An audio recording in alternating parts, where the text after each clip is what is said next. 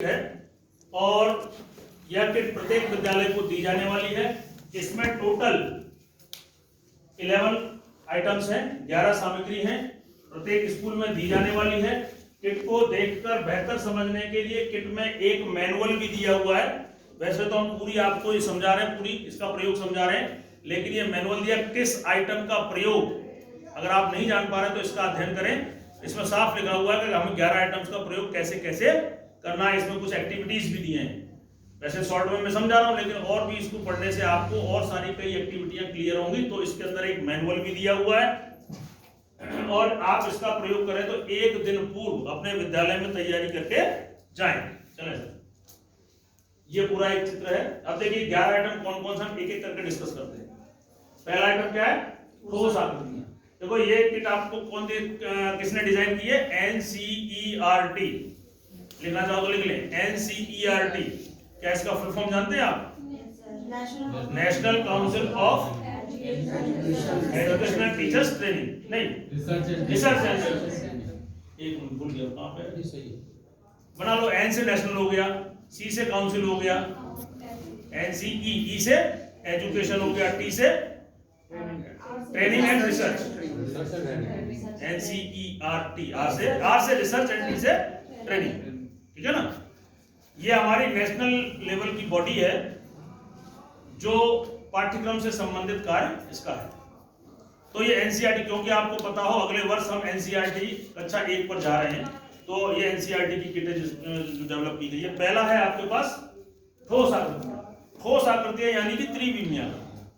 ठीक है, जो त्रिविमीय आकृतियां होती हैं उन्हें हम ठोस आकृतियां कहते हैं। तो देखिए ये सब आपको इन बच्चों को आकृति से परिचय कराना। ये कौन सी आकृति है? घन। स्क्वायर नहीं, स्क्वायर तो मैडम 2 विमीय है। देखिए स्क्वायर 2 विमीय आकृति है, ये स्क्वायर नहीं है, ये घन है। क्यूब ऐसी आकृति जिसकी लंबाई चौड़ाई और ऊंचाई समान हो। ईंट देखिए आपने, ईंट वो क्यूबॉइड है, घनाभ है। ईंट जो है आपका घनाभ का उदाहरण है, क्यूबॉइड। इस तरह से ईंट जो है वो, या इस तरह की आकृति जो है वो घनाभ क्यूबॉइड। इस तरह की आकृति जो है क्यूब। फर्क इतना इसमें कि इसकी लंबाई चौड़ाई ऊंचाई सभी सेम है। और ये क्या हो गया आपका? सिलेंडर, बेलन, पाइप के आकार की आकृति। और ये आपका क्या है? शंकु, यानी कि कोन, है ना? ज्यादा डिटेल में नहीं जाना है, कक्षा छोटी क्लासों की बात हो रही है, हमें केवल इनसे वाकिफ कराना है कि कौन सी आकृति किस प्रकार की होती है। या जोकर की टोपी, ठीक है ना, वो पोली होती है इसलिए वो क्या हो गया आपके हॉलो हो गया, है ना? पोला शंकु, ये आपका अंदर से पैक है तो ठोस शंकु। इस तरह से आप त्रिविमीय आकृतियों की चर्चा बच्चों से करें। देखिए ये है आपका टाइल्स। इसका उद्देश्य यह है कि विभिन्न टाइल्सों का प्रयोग कर बच्चों में तार्किक शक्ति को बढ़ाएं। ये टुकड़े आपको दिए हुए हैं, ये आप जैसा कि देख पा रहे हैं, इसमें 3 कलर में है, नीला, लाल और पीला। उसमें से मैं एक निकाल रहा हूं। जैसे ये है, इसके अंदर विभिन्न प्रकार के आकार दिए हुए हैं। ये क्या है आपका? षटकोण, हेक्सागोन। ये आपका क्या है? स्क्वायर। ठीक है, इसमें त्रिभुज भी। ये आपका क्या है? रोम्बस, समचतुर्भुज। तो ऐसे तमाम इसमें कटपीस दिए हुए हैं।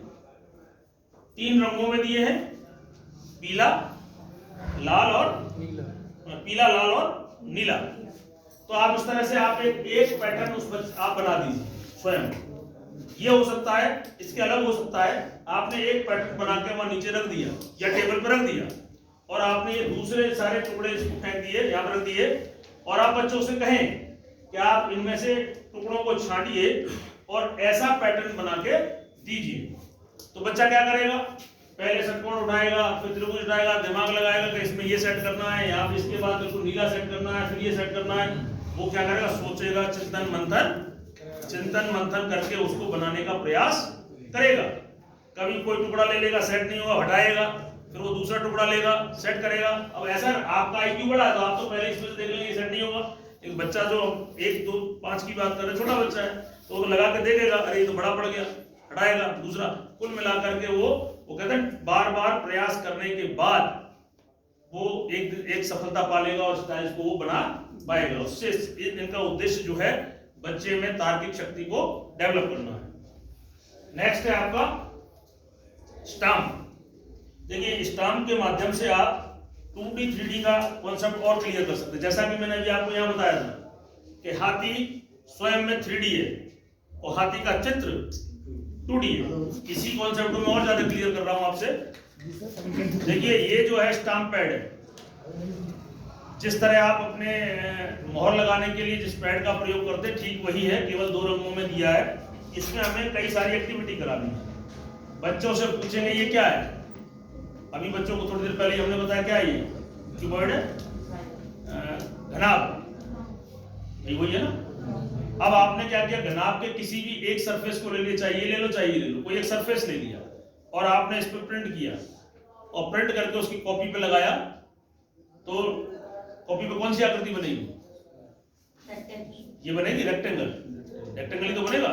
तो आप बच्चे से कह सकते हैं कि बेटा मैंने 3D आकृति ली कीबोर्ड और उसके किसी भी सरफेस को मैंने इसको इंक से लगाकर तुम्हारी कॉपी पे मैंने लगाया, तो आपकी कॉपी पे जो चित्र उकेर के आ रहा है, बन के आ रहा है, वो क्या है, बच्चा बोलेगा रेक्टेंगल। आयात, ये कौन सी आकृति हो गई, 2D होगी। तो बच्चे को आप स्पष्ट करिए, क्लियर कर बेटा 3D की प्रत्येक आकृति के सरफेस जो होता है वो 2D होता है, ठीक है ना। ऐसे ही आप और भी उदाहरण ले सकते हैं। बच्चे से पूछिए ये क्या है, बच्चा बोलेगा सिलेंडर है, बेलन है, क्योंकि आप पहले समझा चुके हो। बोले ये सरफेस कैसा, इस सरफेस को मैं यहाँ पे लगा करके तुम्हारी कॉपी पे लगाता हूं तो क्या निकल के आएगा, एक सर्कल, वृत्त। बच्चों से कहिए कि वृत्त कौन सी आकृति है, 2D आकृति। लेकिन 2D आकृति है तो कहने का मतलब 3D आकृति के किसी भी सरफेस को से अगर उसको चिन्हांकन किया जाए तो दो विमीय आकृति निकल कर आ रही है।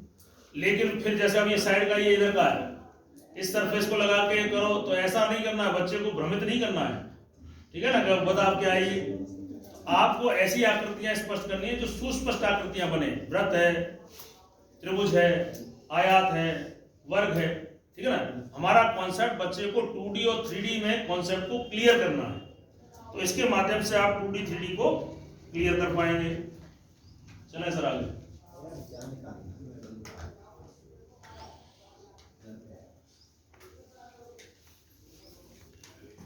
थोड़ा नीचे करो सर। अच्छा ये रह गया, चौथा रह गया खेल मुद्रा। तो इसमें तो आप जानते ही हो सब, ये रुपयों पैसों के माध्यम से बच्चों को भारतीय मुद्रा की जानकारी देनी है। मनोरंजन बैंक, इन रुपयों से तो आप और हम सब खेले तो होंगे ही, तो आपको केवल यहाँ पर इन रुपयों को दे करके बच्चों को, कुछ बच्चों में एक दो बच्चे से दुकान बनवा लीजिए, कुछ उसको दे दीजिए, कुछ और ये पैसे भी हैं, ठीक है। तो इन रुपए पैसे दे करके आपने क्योंकि आप जोड़ घटाव सिखा चुके हैं बच्चे को, तो जोड़ घटाव की संकल्पना क्या है, क्लियर है बच्चे।